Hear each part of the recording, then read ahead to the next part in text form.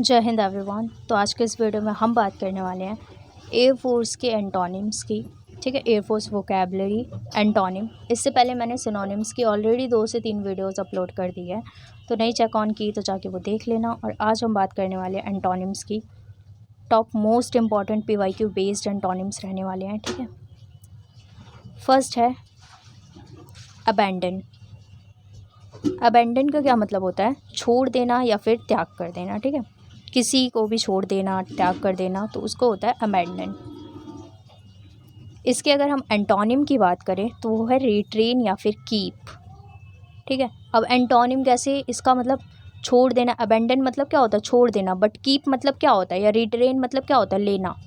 किसी भी चीज़ को मतलब ख़रीदना या फिर लेना, उसे कहते हैं ना, हमने इसे कीप कर लिया तो उसे कहते हैं लेना। ठीक है, तो इसके एंटोनिम यानी इनका उल्टा है। ठीक है, अबैंडन मतलब छोड़ देना और रिट्रेन या कीप मतलब लेना। नेक्स्ट बात करते हैं आर्टिफिशियल, मतलब होता है कृत्रिम या फिर नकली। हम कहते हैं ना ये चीज़ें आर्टिफिशियल है, तो इसका जो एंटोनिम हो जाएगा वो हो जाएगा नेचुरल या फिर जेन्युइन। यानी आर्टिफिशियल मतलब कहते हैं ना ये आर्ट है, आर्ट से हम याद कर सकते हैं। आर्टिफिशियल मतलब कोई भी आर्ट होगा वो नकली होता है। ठीक है, आर्टिफिशियल मतलब कोई भी चीज़ें नकली हो। बट नेचुरल या फिर जेन्युइन मतलब हो जाता है जब कोई चीज़ें असली होती हैं। ठीक है, नेचुरल है, कहते हैं ना ये चीज़ें नेचुरल है, तो उसे कहते हैं। नेक्स्ट है बेनिवोलेंट। बेनिवोलेंट मतलब होता है परोपकारी या दयालु, काइंड पर्सन को कहते हैं बेनिवोलेंट। ठीक है, इसका मतलब इसका जो एंटोनिम वो हो जाएगा मेलीवोलेंट या फिर क्रूल। जब कोई बहुत ज़्यादा क्रूल इंसान, कहते हैं ना ये बहुत ज़्यादा क्रूर इंसान है, अगर इसकी हम हिंदी में बात करें तो हो जाता है क्रूर इंसान। मतलब बहुत ज़्यादा जो बहुत कहते हैं ना गंदा इंसान होता है, या बहुत ज़्यादा जो चिल्लाता हुआ इंसान होता है, तो उसे कहते हैं मेलीवोलेंट या फिर क्रूल। ठीक है, नेक्स्ट बात करते हैं ब्रेवरी, मतलब वीरता या फिर बहादुरी। सबको पता है ब्रेव या ब्रेवरी होता है वीरता। ठीक है, तो ये हो जाएगा कावर्डिस या फिर फियर इंसान जो होता है, डरा हुआ इंसान। ठीक है, नेक्स्ट बात करते हैं कैंडिड। कैंडिड मतलब हो जाता है स्पष्टवादी या फिर ईमानदार इंसान जो होता है। कैंडिड मतलब जो ईमानदार इंसान होता है। ठीक है, इसका जो एंटोनिम हो जाएगा इवर्सिव या फिर डिसीटफुल, मतलब जो डिसीटफुल होता है या फिर इवेसिव होता है। ठीक है, उसे कहते हैं, वो हो जाता है इसका एंटोनिम कैंडिड का। नेक्स्ट है डिलीजेंट। डिलीजेंट मतलब हो जाता है परिश्रमी इंसान, जो बहुत ही ज़्यादा मेहनत करता हो। ठीक है, डिलीजेंट ऐसे नहीं कहते। डिलीजेंट को आप याद करते हैं, जैसे जेंट है तो उसे हम जेंटलमैन के हिसाब से याद कर सकते हैं। ठीक है, जेंटलमैन इंसान जो होता है वो बहुत ज़्यादा अच्छे इंसान होते हैं। ठीक है, जो बहुत ज़्यादा मेहनत करते हैं। लेज़ी या फिर आइडल होता है तो वो हो जाते हैं बहुत ही ज़्यादा, इनके मतलब हो जाएगा इनका एंटोनिम। ठीक है, लेज़ी यानी जो बहुत ज़्यादा मतलब बिल्कुल ऐसे आलस से भरे होते हैं, उन्हें कहते हैं। नेक्स्ट हम बात करते हैं फ्रेगिल की। ठीक है, फ्रेगिल मतलब होता है कोई भी चीज़ें नाजुक हो, भंगूर, मतलब कोई भी चीज़ें जिसे कहते हैं ना बहुत ज़्यादा वीक चीज़ें जो होती है, नाजुक सी। ये क्या होता है ना, ये किसी पर्सन के लिए वैसे नहीं लिया जाता, ये किसी थिंग के लिए यूज़ किया जाता है। ठीक है, फ्रेगिल किसी थिंग के लिए यूज़ किया जाता है जो बहुत ज़्यादा नाजुक होती है।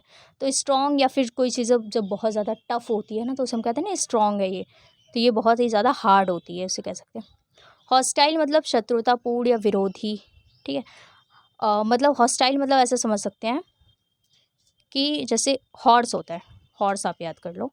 जो हॉर्स होते हैं उन्हें अपने काबू में करना बहुत ज़्यादा मुश्किल हो जाता है। ठीक है ना, तो ऐसे हॉस्टाइल याद करते हैं जो बहुत ही ज़्यादा कह सकते हैं बहुत ही ज़्यादा मजबूत तो नहीं कह सकते, बट जैसे शत्रुतापूर्ण मतलब जैसे वो हमारे दुश्मन हो जाए। ठीक है, दुश्मन के तौर पर आप याद कर सकते हो कि हॉस्टाइल मतलब हॉर्स को अपने काबू में करना बहुत ज़्यादा मुश्किल हो जाता है, क्योंकि वो विरोध करते हैं, मतलब उन्हें अपने काबू में करना। ठीक है, तो इसका जो एंटोनिम क्या हो जाएगा, फ्रेंडली हो गया, या फिर अमीबल, मतलब जो बहुत ही ज़्यादा दोस्ती वाली चीज़ें हो गई ना, फ्रेंडली, अमीबल। नेक्स्ट बात करते हैं लोकोशियस, मतलब बातूनी। इंपॉर्टेंट है, सारे PYQ बेस्ड है। ठीक है, लोकोशियस मतलब हो जाएगा बातूनी। ठीक है, तो इसका जो एंटोनिम क्या हो जाएगा, रेटिसेंट या फिर साइलेंट। जो रेटिसेंट मतलब हो गया जो चुप रहने वाला इंसान, कम बोलने वाला इंसान। लोकोशियस या टॉकटिव, टॉकटिव भी बातूनी के लिए ही हम यूज़ करते हैं। ठीक है, लोकोशियस या फिर टॉकटिव ये सब हो गया बातूनी, जो बहुत ज़्यादा बोलने वाले इंसान होते हैं। रेटिसेंट मतलब हो गया, या फिर साइलेंट मतलब हो गया चुप रहने वाले इंसान। ठीक है, ऑब्सोलेट मतलब हो गया पुराना या फिर अप्रचलित, यानी जो चीज़ें पुरानी हो जाती है उन्हें कहते हैं ऑब्सोलेट। मतलब ऑब्सोलेट को आप याद कर सकते हैं, जैसे ऊब जाते हैं ना इंसान, ऑप्सो, तो ऊब गए कोई इंसान, तो ऊब किस लिए जाते हैं हम, जब कोई चीज़ें पुरानी हो जाती है उसी को बार बार देखते रहते हैं तो वो हम ऊब नहीं जाते उन सब चीज़ों से। चाहे आप किसी को भी ले लो, ठीक है, तो कपड़ों को ले लो या फिर हम पुरानी हमारे हिस्टोरिकल चीज़ों को ले देख लो, या कोई मूवी हम पुरानी है वो बार बार हम देख रहे हैं तो ऊब जाते हैं, तो वैसे ऑब्सोलेट मतलब पुराना या प्रचलित, तो वो क्या हो जाएगा, मॉडर्न या फिर करेंट, मतलब इसका एंटोनिम क्या हो जाएगा, मॉडर्न, जो अभी नया चल रहा हो, करेंट में चीज़ें होती है तो उससे। नेक्स्ट है एडवर्सिटी। एडवर्सिटी मतलब हो जाता है मुसीबत या फिर विपत्ति, यानी एडवर्सिटी का मतलब हो जाता है जब कहीं पर मुसीबत हम पर पड़ती है, कोई विपत्ति वाली चीज़ें आती है, जो कई मतलब जो बहुत ज़्यादा प्रॉब्लम वाली सिचुएशंस आती है तो उसकी, तो इसका एंटोनिम क्या हो जाएगा, प्रोस्पैरिटी, मतलब समृद्ध या फिर खुशहाली। हैप्पी इसमें कर सकते हैं, यानी प्रोस्पैरिटी, जब हमारे अंदर, जो हमारे घर में मतलब काफ़ी ज़्यादा खुशहाली होती है या हम बहुत ज़्यादा खुश होते हैं तब होता है, ठीक है। नेक्स्ट बात करते हैं कॉलस, यानी कठोर या फिर संवेदनहीन, ठीक है, और इसका जो एंटोनिम हो जाएगा वो हो जाएगा कंपैशनेट या फिर काइंड इंसान जो होता है, यानी कॉलस मतलब हो जाता है जो, कॉलस मतलब ऐसे याद कर सकते जैसे कॉल को उठाना, जो वाले जो ऐसे अकड़ू से इंसान होते हैं कॉल को नहीं उठाते ना, तो वो मतलब बहुत ही ज़्यादा कठोर इंसान, कॉलस को याद करते हो, जब कोई हमारे कॉल को नहीं उठाता है तो बहुत ही ज़्यादा, हम कहते हैं ना बहुत ज़्यादा अकड़ू इंसान है, देखो कॉल को रिटर्न भी नहीं कर रहा ना कॉल उठा रहा है, इतना बिजी इंसान है, तो वैसे कठोर के हिसाब से हम याद कर सकते हैं, कठोर होता है। और कंपैशनेट या फिर काइंड, काइंड तो सबको पता होता है दयालु होता है, ठीक है, और कंपैशनेट को ऐसे याद करते हैं जिसके अंदर पेशेंस हो, पेशेंस किसके अंदर होता है, जो बहुत ही ज़्यादा अच्छे इंसान होते हैं उनके अंदर, ठीक है, तो ऐसे याद कर सकते हैं। नेक्स्ट बात करते हैं इवेसेंट की, मतलब ये क्षणिक या फिर जल्दी गायब होने वाला होता है, इसे कह सकते हैं हम टेम्परेरी, टेम्परेरी, ठीक है, जिसे कह सकते हैं, ठीक है, इवेसेंट, तो ये हो जाता है क्षणिक या फिर जल्दी गायब होने वाला। परमानेंट या फिर लास्टिंग, परमानेंट मतलब जो काफ़ी दिनों तक रहता है, ठीक है, तो टेम्परेरी क्या हो जाएगा, ये मतलब हो जाएगा कुछ देर के लिए, और इसका जो एंटोनिम हो जाएगा परमानेंट, या फिर लास्टिंग मतलब स्थायी, लास्टिंग हम कहते हैं ना यार ये काफ़ी दिन तक चलेगा, लास्टिंग, या इसे ऐसे याद कर सकते हो लास्ट तक चलेगा ये, ठीक है। नेक्स्ट बात करते हैं फोर्टिट्यूड, मतलब धैर्य या फिर मानसिक शक्ति कहते हैं, तो फोर्टिट्यूड मतलब किसी के अंदर पेशेंस है, पेशेंस है, ठीक है ना, उसको कहते हैं, या जिसकी जो मेंटली है वो बहुत ही ज़्यादा मतलब पेशेंस है, वो बहुत ज़्यादा काम इंसान है, उसे कहते हैं, ठीक है।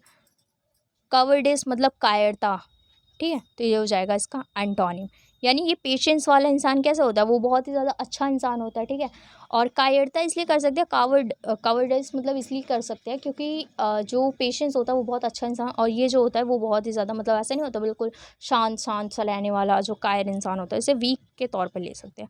हॉस्टाइल मतलब शत्रुतापूर्ण, मतलब जो, अब इसे ऐसे हॉस्टाइल को आप याद करो, जैसे हॉस्टल होता है, हॉस्टल में लड़ाई होती रहती है ना हमारी, तो ऐसे हॉस्टल से हॉस्टाइल याद रख कर सकते हैं कि हॉस्टल में हमारी लड़ाई होती रहती है किसी ना किसी से, तो ऐसे वो शत्रु बन जाते हैं ना, हम दुश्मन हो जाते हैं एक दूसरे के, तो वैसे।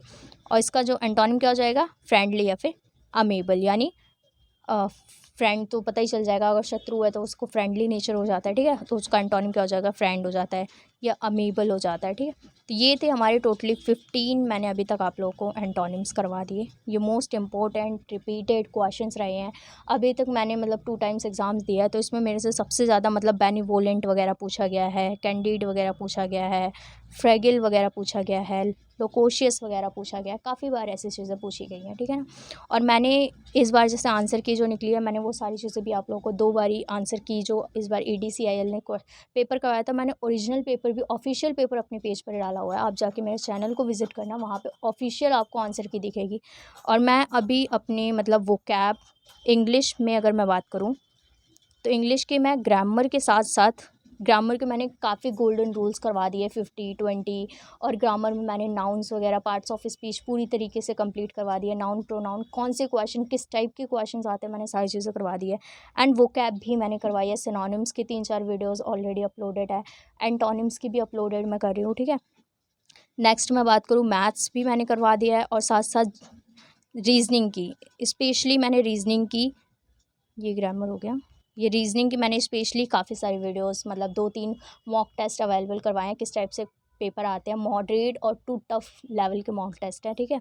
और उसके बाद मैंने जीके जीएस की 3 से 4 वीडियोस अपलोड कर दी है, ऑलरेडी नहीं देखी तो जाके देखना। सारी वीडियोस ऐसे है क्योंकि देखो मेरे पास एक्सपीरियंस है, मैंने इससे पहले पेपर दिए हुए हैं 2 बारी तो, और मैंने क्लियर भी किया हुआ है, तो फिर मेरे पास एक्सपीरियंस है। और आप लोग अगर नए हो तो मेरे साथ जुड़ सकते हो, क्योंकि इससे पहले मैंने काफ़ी सारी वीडियोस अपलोडेड कर दी। आपके एग्ज़ाम तक मैं पूरी मतलब इंग्लिश की वोकैब और ग्रामर में पूरी कंप्लीट करवाने वाली हूँ।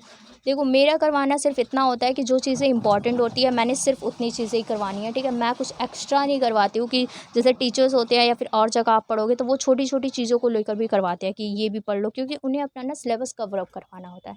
और मेरे पास जो नोट्स है ना, नोट्स हम वही बनाते हैं, मैं अपने खुद नोट्स से ये सारी चीज़ें लेकर आती हूँ, ठीक है। मैंने नोट से ये सारी चीज़ें निकाल कर फिर मैं आपके पास लेकर आती हूँ, क्योंकि मेरे पास जो है वो सारी चीज़ें सिर्फ इम्पॉर्टेंट है।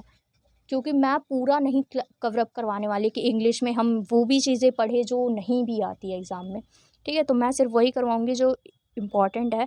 तो आप लोग चाहो तो मुझे मेरे चैनल को सब्सक्राइब कर सकते हो। वीडियो पसंद आए लाइक कर देना, कमेंट में बता देना समझ में आता है या नहीं आता, ताकि आगे अगर कुछ चेंजेस करने हो वो भी बता देना, ठीक है। इससे पहले मैंने मॉक वगैरह काफ़ी सारे अवेलेबल करवाए हुए, आप जाके विज़िट करो। मिलते हैं नेक्स्ट वीडियो में, तब तक के लिए जय हिंद जय भारत।